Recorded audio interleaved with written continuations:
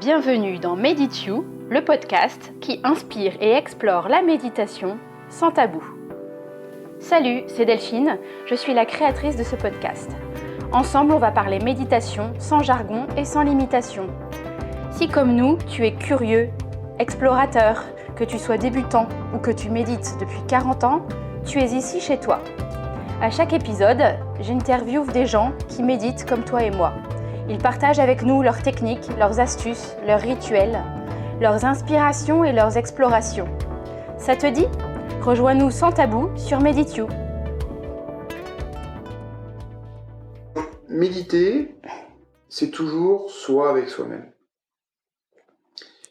Après, il y a toujours différentes portes pour entrer dans cette méditation. Et c'est là où on parle toujours de différents types de méditation. Certains parlent de mindfulness, d'autres de méditation avec des mantras. Bon, moi j'ai envie de vous dire, la méditation c'est quelque chose qui est extrêmement simple. Je préfère rester dans une simplicité, qui est de dire, je ferme les yeux et je me focalise sur le son. Sur le son ? Oui. Parce que quand je focalise sur le son, qu'il n'y a pas le son, j'entends le vide. Tu veux dire que tu mets une musique ou qu'on se focalise sur le silence ? Le silence. Le silence, l'absence de son. Alors c'est pas l'absence de son, mais l'absence d'un son familier ou d'un fond sonore, on va dire. Mais si on se focalise simplement sur le silence, bon, il y a toujours un peu de bruit. Tu vois, là on parle ici, j'entends un peu de bruit là-bas. Il y a un peu Bien sûr, mis à part en pleine campagne, en pleine nuit, et encore il y aura toujours les animaux. Mais si on se focalise simplement sur le son, eh bien déjà on va se rendre compte qu'il y a un son extérieur, et puis il y a également un son intérieur. Souvent on peut entendre un léger bourdonnement au niveau des oreilles, et un temps ce léger bourdonnement, qui n'est pas des acouphènes, c'est encore autre chose. Là, un léger bourdonnement, si on écoute juste ce son, ce léger bourdonnement qu'on a, qui est en réalité quelque chose qui est interne à nous-mêmes, et bien ça, c'est une des clés où on peut rentrer rapidement, je pense, en tout cas pour ma part, dans un état de méditation. De méditation. Ça fait longtemps que tu médites ? Ça fait depuis l'âge de 20 ans à peu près. Oui. Une vingtaine d'années. C'est ça. Donc ça fait quand même un bon moment. Et tu as essayé différentes choses avant de... Ce que tu viens de nous décrire, c'est ce que tu pratiques quotidiennement, régulièrement ? Je pratique avec la spatialité parce que je trouve que c'est quelque chose de simple. Et j'ai pas spécialement envie que le mental s'approprie quelque chose. Certains font par exemple avec des mantras. Je sais que moi j'ai essayé un petit moment aussi avec des mantras. Ça a effectivement un certain effet parce que si on répète 100 fois, 1000 fois la même chose, à la fin le cerveau il commence un peu à passer en état second, presque hypnotique. Pourquoi pas ? Ça peut être une porte d'entrée. C'est une porte d'entrée, c'est pas forcément ce qui m'anime. Mais là-dessus, chacun part sur son propre chemin. Il y a des choses qu'on a des appétences qui sont différentes. Et pour moi, la méditation, c'est toujours associé à une forme de simplicité. Et d'instant présent. Et d'instant présent. Ouais. Ça, c'est la simplicité et être dans l'instant présent de ce qui se passe ici et maintenant. Ouais. C'est à partir de l'instant présent qu'on peut rentrer dans cet état, je dirais, méditatif. C'est quelque chose que tu pratiques quotidiennement ? Tous les jours. Oui. Tous les jours, oui. Oui, comme tu te douches, quoi. Comme on disait tout à l'heure. Tous les jours. Tous les jours, idéalement, il faut le faire soit le matin, soit le soir. Le soir, c'est, je pense que si j'ai une recommandation à faire, je dirais à chacun de le faire plutôt le soir. Ah oui. Oui, pourquoi le soir ? Parce que, en fait, durant toute la journée, on a vécu des choses. On a vécu des interactions, on a eu du stress, et si on arrive en fait à faire ça le soir, je dirais peut-être 1 heure avant d'aller dormir, eh bien c'est comme si on faisait une purge en fait. C'est comme si on allait évacuer les choses de la journée et qu'ensuite on va pouvoir dormir comme des bébés. Parce que si on a tout éliminé, ce qu'on avait prévu, on dort bien. Je comprends. Tandis que si vous attendez le lendemain, ça veut dire que vous avez quand même passé un bon moment potentiellement avec des choses qui vont peut-être vous agiter et des choses comme ça. Ouais.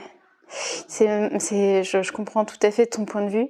Et moi, j'ai plus de mal à faire le soir, par exemple, parce que c'est vrai que je m'endors dessus généralement le soir.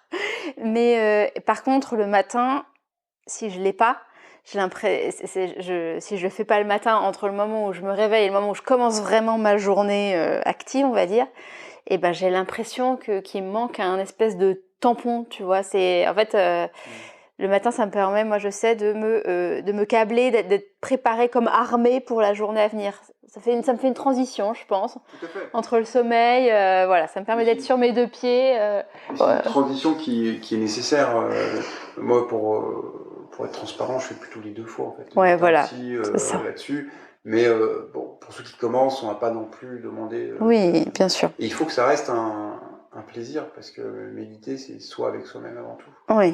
Ouais. Donc c'est vrai qu'on peut faire aussi le matin parce que la nuit il se passe aussi des choses dans nos rêves, dans ce qui peut se passer. Et puis des fois effectivement on se réveille, on est plus ou moins centré, on a besoin un petit peu de réintégrer entre guillemets nos sensations, notre corps. Et donc le matin ça peut avoir également son utilité. J'en ai juste un point. Oui, bien sûr. Il y a 2 choses en fait dans la méditation, deux écueils qui peuvent arriver.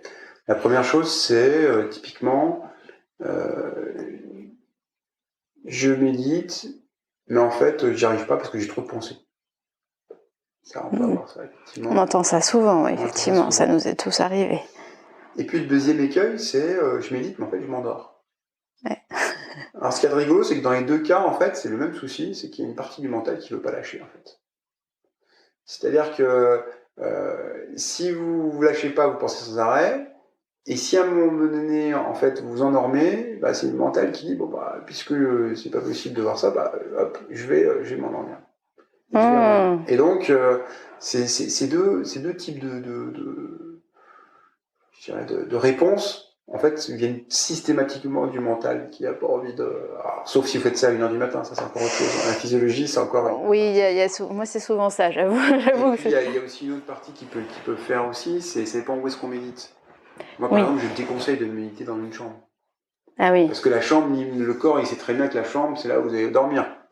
Donc, il se dit que c'est le moment d'aller dormir. Et c'est pas vraiment le cas. Donc, je conseille de méditer plutôt sur votre canapé ou sur un endroit où, en tout cas, qui correspond pas à votre chambre à coucher. Parce que c'est un petit peu plus compliqué. Et c'est pour ça également, je disais tout à l'heure, je conseille de méditer 1 heure avant d'aller dormir. Parce que si on met une demi-heure avant, on est à peu près sûr qu'on va s'endormir. Oui, je confirme. Je confirme. Bon, après, ça peut être une intention aussi. Hein. Ça peut être une intention aussi. De commencer, moi je sais que j'aime bien parfois commencer par un état méditatif. Voilà, ça me permet de faire le vide. Et puis en fait, j'enchaîne avec le sommeil. Ça peut être une... Tout ça, c'est toujours un chemin de soi avec soi-même. Donc, il n'y a pas vraiment de recette magique.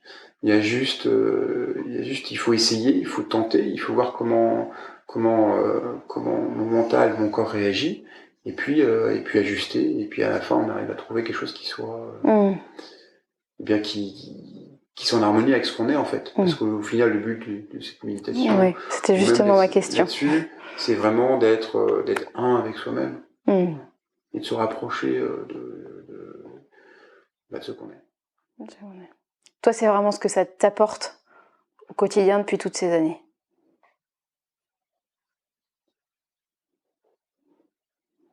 En fait, au-delà de ça, ça me permet également d'avancer sur moi-même et d'apprendre en fait chaque jour et d'évoluer. L'un de mes drivers, comme disent les anglo-saxons, c'est de me rapprocher systématiquement de qui je suis. Et qui je suis, en fait, pour moi, c'est bien au-delà de ma forme physique, du Julien actuel. Ça, c'est quelque chose qui est beaucoup plus... Mon corps fait partie de tout ça, évidemment, mais je suis beaucoup plus que ça. Beaucoup plus que ça. Et se rapprocher vers ce qu'on est, je trouve que c'est ce qu'il y a de plus beau, en fait. Parce que c'est comme une fleur qui éclot, en fait. C'est un peu si on prenait un schéma, c'est un peu l'histoire la chenille et du papillon. Du papillon. La chenille, elle va dans la nature, elle mange tout, elle mange les feuilles, elle détruit tout. Une chenille, c'est pour ça qu'on n'aime pas les chenilles d'ailleurs, parce que ça détruit tout. Et puis à un moment donné, elle s'arrête, elle dit quand est-ce que je vais arrêter de tout détruire? Et puis elle tisse sa toile, elle forme un cocon, elle se recroqueville sur elle-même. C'est la partie où vraiment quelque part, elle se remet en question, elle se transforme, ce qui est un grand moment de fragilité. Les plus grands moments de transformation, c'est le moment où on est très fragile, parce que on passe d'un état à un autre et on n'est ni l'un ni vraiment l'autre. Et c'est dans ces moments de fragilité où finalement, lorsqu'on a passé ce cap, et à un moment donné, le papillon sort.